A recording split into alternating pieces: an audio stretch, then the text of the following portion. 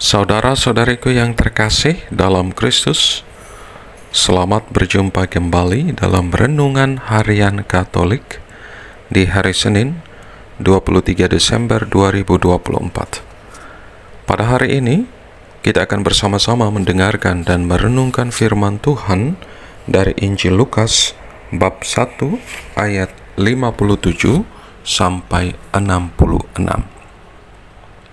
Dalam nama Bapa dan Putra dan Roh Kudus. Amin. Tuhan bersamamu dan bersama rohmu. Inilah Injil Tuhan kita Yesus Kristus menurut Lukas. Dimuliakanlah Tuhan. Genaplah bulannya bagi Elisabet untuk bersalin, dan ia melahirkan seorang anak laki-laki.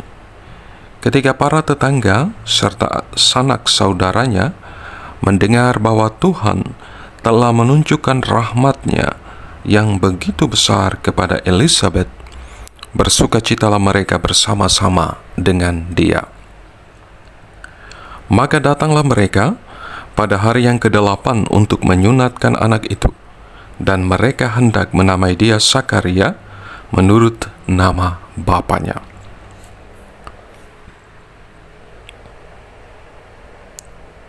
Tetapi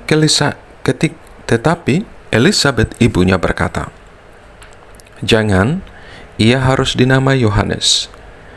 Kata mereka kepadanya, "Tidak ada di antara sanak saudaramu yang bernama demikian." Lalu mereka memberi isyarat kepada bapanya untuk bertanya nama apa yang hendak diberikannya kepada anak itu. Sakaria meminta batu tulis, lalu menuliskan kata-kata ini, "Namanya adalah Yohanes." Dan mereka pun heran semuanya. Seketika itu juga terbukalah mulut Sakaria, dan terlepaslah ikatan lidahnya, lalu ia berkata-kata dan memuji Allah. Maka ketakutanlah semua orang yang tinggal di sekitarnya, dan segala peristiwa itu menjadi buah tutur di seluruh pegunungan Yudea. Semua orang yang mendengarnya merenungkannya dan berkata, "Menjadi apakah anak ini nanti? Sebab tangan Tuhan menyertai dia." Demikianlah Injil Tuhan. Terpujilah Kristus. Saudara-saudariku yang terkasih dalam Kristus, kita tentunya pernah mendengar sebuah ungkapan dalam bahasa Latin demikian,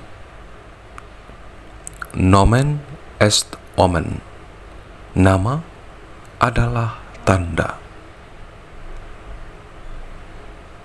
Nama yang diberikan kepada setiap kita ketika kita dibaptis tentu memiliki makna tersendiri dalam hidup kita.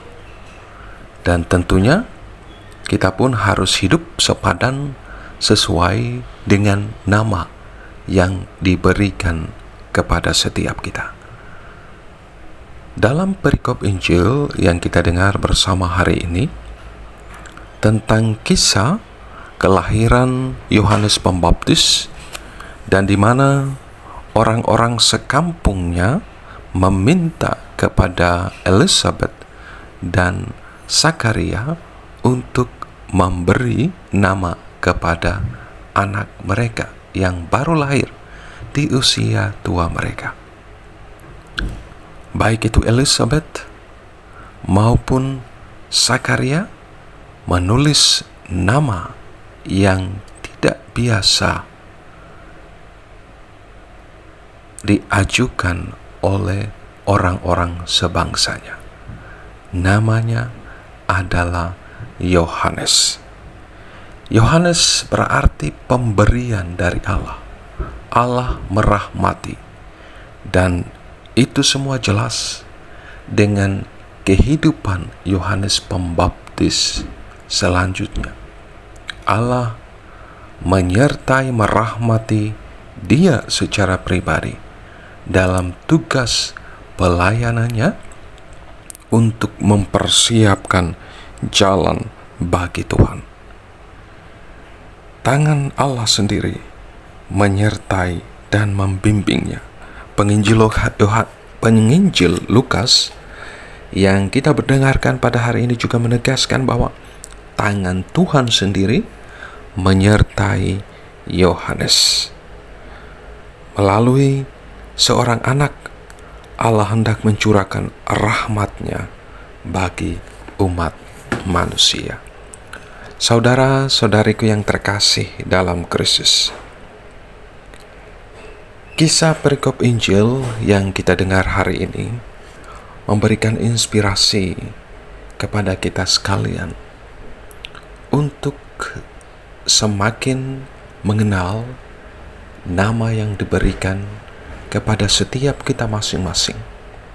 Dan kita diminta untuk hidup sesuai dengan nama yang diberikan kepada kita masing-masing. Tentunya nama yang diberikan kepada setiap kita sebagai orang-orang Katolik itu memiliki nama Santo Pelindung atau Malaikat Pelindung. Karenanya kita harus hidup sesuai dengan nama yang diberikan kepada kita masing-masing. Yang kedua, perikop Injil yang kita dengar bersama hari ini juga mengajarkan setiap kita, secara khusus keluarga-keluarga Katolik, untuk menyadari kembali panggilan dan perutusannya yang luar biasa.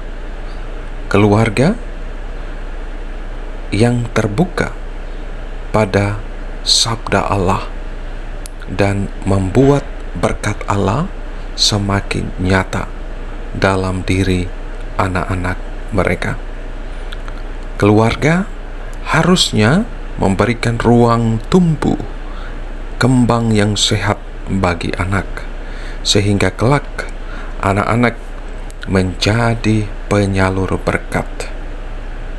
Misteri kasih Allah perlu disambut dengan keterlibatan semua orang untuk menuntun setiap orang kepada tugas perutusannya, membawa rahmat kepada sesama. Saudara-saudariku yang terkasih dalam Kristus, mari kita hidup sesuai dengan identitas kita, jati diri kita sebagai anak-anak Allah, sesuai dengan nama yang diberikan kepada kita masing-masing. Dan marilah kita terus terlibat untuk membantu diri kita, membantu sesama kita untuk hidup sebagai anak-anak Allah yang lebih berkualitas. Berkat Tuhan beserta kita sekalian, Bapa, Putra, dan Roh Kudus. Amin.